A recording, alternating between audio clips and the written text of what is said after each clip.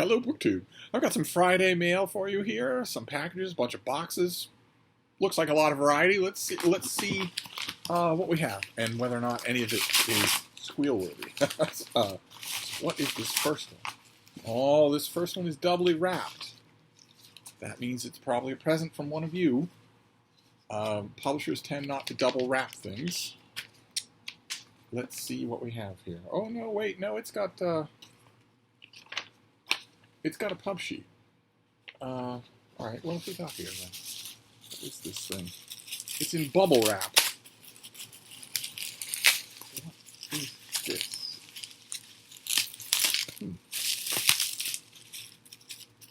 It's coming into view. It shouldn't be much longer before it's available here. Just throw all this stuff off to one side. Okay, this is a book called My Father When Young. Photographs by Jerry Tisserand, introduction by Michael Tisserand. My Father When Young, quite the cover. A little card from the author, and then let's hold this up here like that. What have we got here?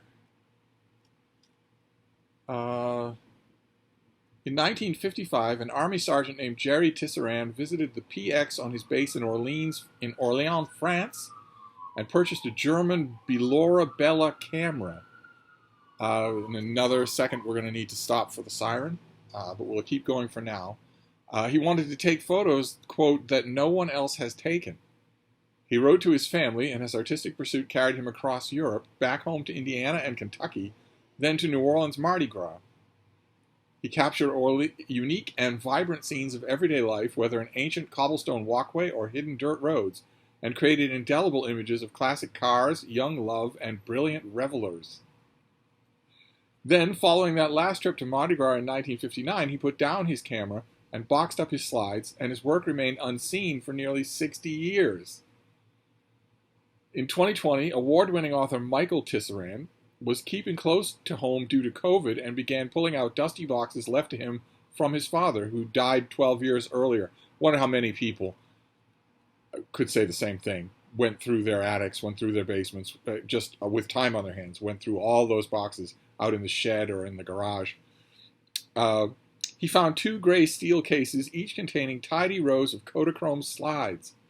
He pulled a few at random and held them one at a time to the light. At first he wondered who the photographer might be. Then he realized it was someone he never knew, his father when young. All right, I'm already in love with this thing. Today, his remarkable work Jerry Tisserand's remarkable work adds a brief but vivid chapter to the history of American street photography, introducing an artist who documented sights seen, strangers encountered, friends loved, passions felt. Okay, this is this limited edition hardcover is going to be $25 at select independent bookstores. And you can find out about that list of stores at michaeltisserand.com. So that's that author's name.com. How wonderful. They must have just decided to send this just on his own hook. That's fantastic. Okay, so this sheet is mainly just alerting me to this book.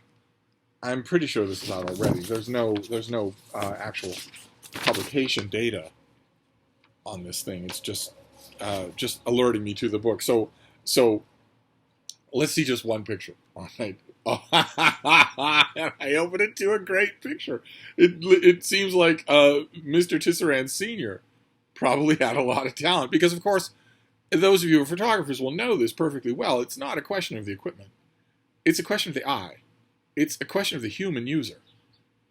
You can give a natural-born, brilliant photographer a horrible piece of equipment, and the pictures will still be noticeably brilliant. And you can give the best equipment in the world to somebody with no eye, and the people will still have flagpoles pointing out of their heads, or the angles all wrong, light all wrong, etc., etc. But this is from Barcelona. No date given on the photo. This is called a young boxer. Look at that. That is fantastic. That is just a fantastic photo. Should we do one more? Just one more. You know where to go. michaeltisserand.com if you want the whole book. Let's do one. Oh, Oh my. This is from the Netherlands. Look at the two different faces on the kids. How wonderful. Oh man. Okay. Well, this is delightful. Absolutely delightful. I don't remember if I requested this. I'm going to feel like a fool if I did and I'm getting it and saying, what's this? But one way or another, my father, when young, a photo collection that, for those of you who really love your photo collections, it's probably something to have. Fantastic. It was going to be a lot of fun to go through that thing. Then we've got one of these boat-sized white envelopes here. This is the only other package that we have that is not a box. All the others are boxes. So let's see what's in here. The thing's huge. Okay. This is from Tor. Fantastic. Science fiction and fantasy. Tor is a great science fiction fantasy publisher. This is by James Rollins, and it's called The Starless Crown. And it comes out in January. A long time from now, January, when the bulk of the U.S. hurricane season will probably be over, when the bulk of the gigantic wildfires that are destroying so much of the American West will probably be over, when the rampant heat waves that have been striking the American West, the American Northwest, the American Midwest will probably be over. January, well, it's a long time from now. So James Rollins is the #1 best-selling New York Times best-selling author, and I can almost rattle off titles of his. I know that I've read him before. Let's see here.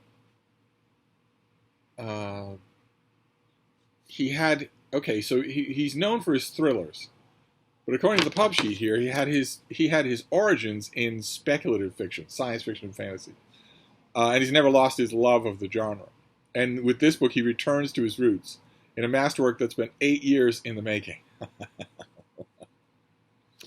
And if you believe that part about 8 years in the making, I've got a bridge in Brooklyn that I really want to sell you. Hardly ever used. Just one little old lady used to cross it every Sunday. This is book 1 in the Moonfall series. And it's a concept he could only tackle after honing his storytelling skills over the course of 2 decades of writing. What is the book, though? The story follows Nyx NYX, a gifted student who foretells an apocalypse. Because of this, she's condemned to death, forced to flee into the wild and ally herself with a team of outcasts, each with their own dark pasts and secret motives. On the run, hunted by enemies old and new, they must learn to trust each other in order to survive in a world evolved in strange, beautiful, and deadly ways, and uncover ancient secrets that hold the key to their salvation. The Starless Crown is a fantasy novel unlike any attempted before. And I think you'll love it as much as I do. Also, there are swamp bats, and one of the main villains is the actual moon. So what more could you want? Okay. Fantastic. All right, so January, this is the advanced copy.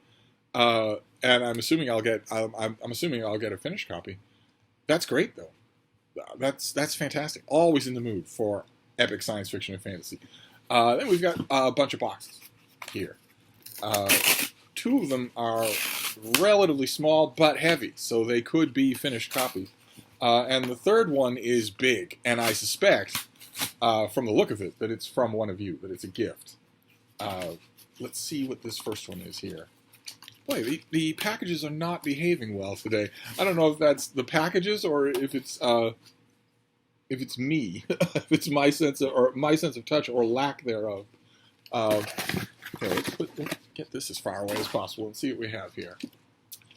Oh, okay, great. This is from Oxford University Press. Always great to get something from the. Oh, gross.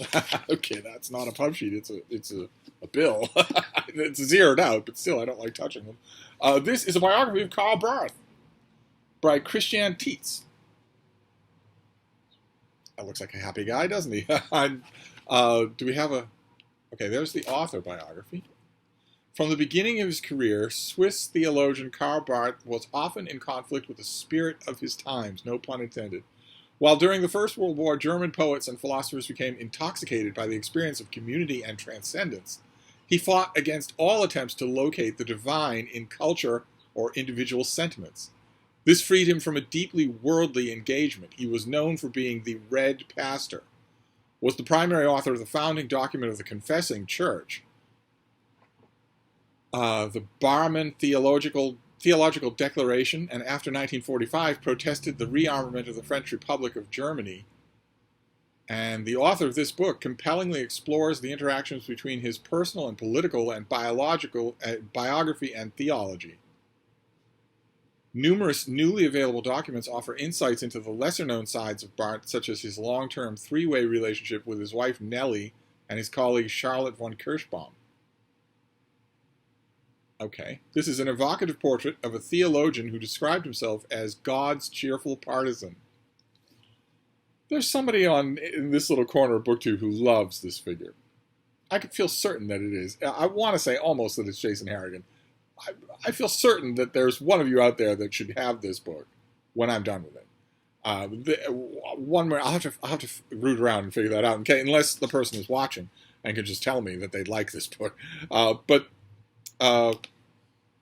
This is from a finished copy from Oxford University Press. Their shipping habit tends to be to get me finished copies either not at all or long after the book has come out. So I'm guessing that this is a June release. But I haven't read it. I don't think I ever got an advance copy of it, so I'm glad to have it. Then we have this next one. Well, these are actually fighting me. These packages aren't. It isn't my imagination. These things are actually fighting me. I guess that's better than them being so flimsy that they fall apart. So what is this next one? Is this going to be another invoice? Oh, God, it is.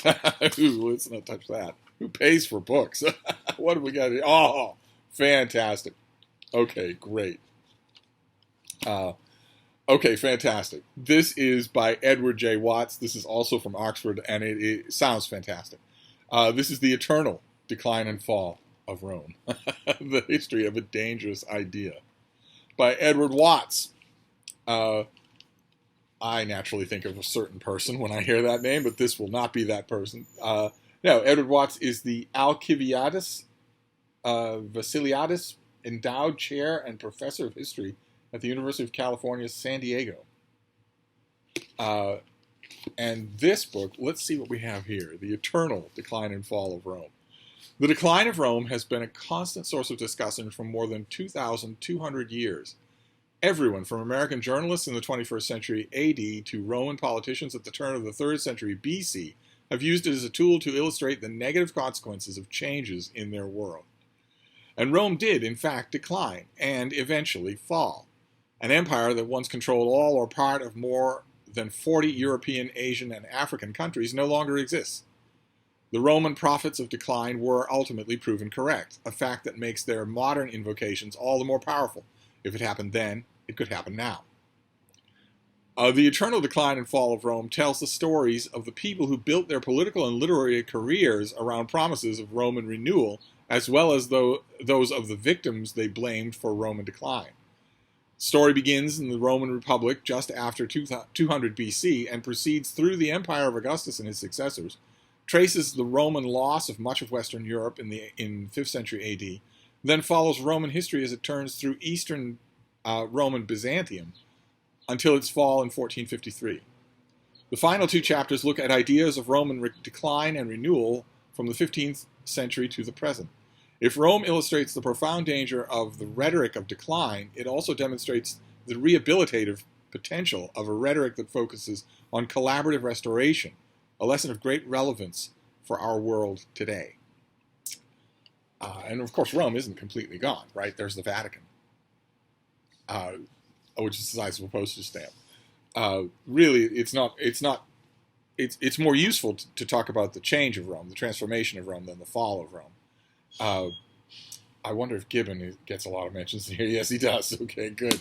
All right, so the eternal decline and fall of Rome. This is the history, not so much of the decline of Rome in any of the various time periods where you could use that, but of the idea of the decline of Rome. That sounds fascinating to me. Glad to have it. I think it might be a July release. And then we have this big box, which it doesn't seem like it's from a publisher. I was thrown by the first book, My Father When Young. Oh, no. Okay, great. No, this is, one of you emailed me and asked me if I wanted these books. And I said yes. It comes with a Cape Cod postcard. Those of you who maybe don't know your Massachusetts geography, the state of Massachusetts is very small. It's very small. I have lived in California. I have lived in Texas. California and Texas are big states, bigger than most countries. But Massachusetts is a very small state, and it's a rectangle, and it has a fish hook that extends out into the Atlantic Ocean, and that fish hook is Cape Cod, and it's a wonderful, wonderful place. Just I know it very well. So what have we got here? I think I remember. Oh, okay. First one, this will be familiar to any of you who have ever set foot in a used bookstore. This is nice, though. I don't have it at the moment. I don't have it. It's Parallel Lives by Phyllis Rose, in which she examines some famous Victorian married couples to see what they're like, to see what married life was like in the Victorian era. I haven't read this in quite some time. Then what? Oh, right. Okay. Then Martin Gardner. This is his collected essays. The Night is Large. Collected essays 1938 to 1995. So what have we got here? In The Night is Large, Martin Gardner has assembled 47 challenging and inquisitive essays into a work that places him at the heart of the 20th century American intellectual culture. Delving into an immense range of topics from philosophy and literature to social criticism and mathematics and science, with essays that date from the 1930s to the 1990s, Martin Gardner has astounded readers with his insight and erudition. And I'm guessing that the literary part of this is all book reviews. So Martin Gardner did quite a bit of book reviews. Do we have Coleridge, Lewis Carroll, Frank Baum, James Joyce, Shakespeare? This is going to be a lot of fun to dig through. A lot of fun. Fantastic. I don't have this, and depending on how much of it is literary, I might have to make yet more room on the legendarily abused literary bookcase. What is this third one? I don't remember. Oh, right. Let's get that out of the way. The collected letters of Lytton Strachey. Very nice. Very nice. Don't have this, and I'm a big fan of collected letter volumes. Just love them. So Lytton Strachey was one of the key figures in the cultural life of the 20th century. His letters, written with incisive wit and disarming candor, bring him extraordinarily to life, into full relief, and provide a startling record of his work, his friendships, his family, and his unconventional love affair with the painter Dora Carrington.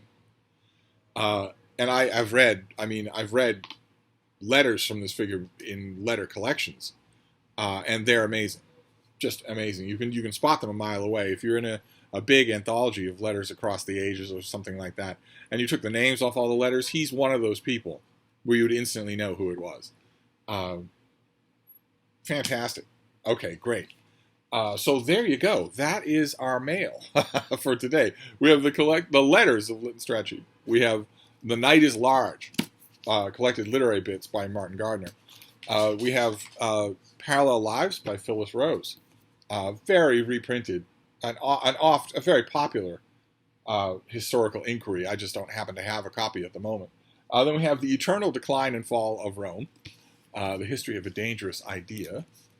We have Karl Barth, a biography, a new biography of the famous theologian. We have The Starless Crown by James Rollins, first volume in a new epic fantasy series. And finally, we have My Father When Young, which is going to get my attention as soon as I turn off this camera. A collection of photographs that a son found that his father took, and then put away up in the attic. Fantastic! What a great collection of books. So that's it. That's the mail. I don't know that there's any more mail coming today. We shall see. It's a bright, very beautiful day here in Boston. The weather forecasts first thing this morning were for raucous thunderstorms this afternoon. I'm guessing that those forecasts were all wrong, and that not only will there not be any thunder and lightning, but there won't be a single drop of rain. That would, if true, be the third time in the last 7 days when all the forecast models were absolutely certain of a band of raucous thunderstorms and sometimes potentially dangerous downpours, local flood warnings, only to have what transpired not be a lesser version of that, but for nothing to happen at all, especially not a drop of rain. My guess is that that will happen again, and that there won't be a drop of rain today, which is good because we have, Frida and I still have several walks to do, and she doesn't like the rain at all. Doesn't like walking in it, doesn't like thinking about it. So, but it is bad for the state. Massachusetts has been technically in a drought for a long time now, and it doesn't see that changing. So, one way or another, there may still be mail later today. We may get a Ninja delivery later today, or not. But if there is, I'll fire up the camera and we'll talk about it. Thank you, BookTube.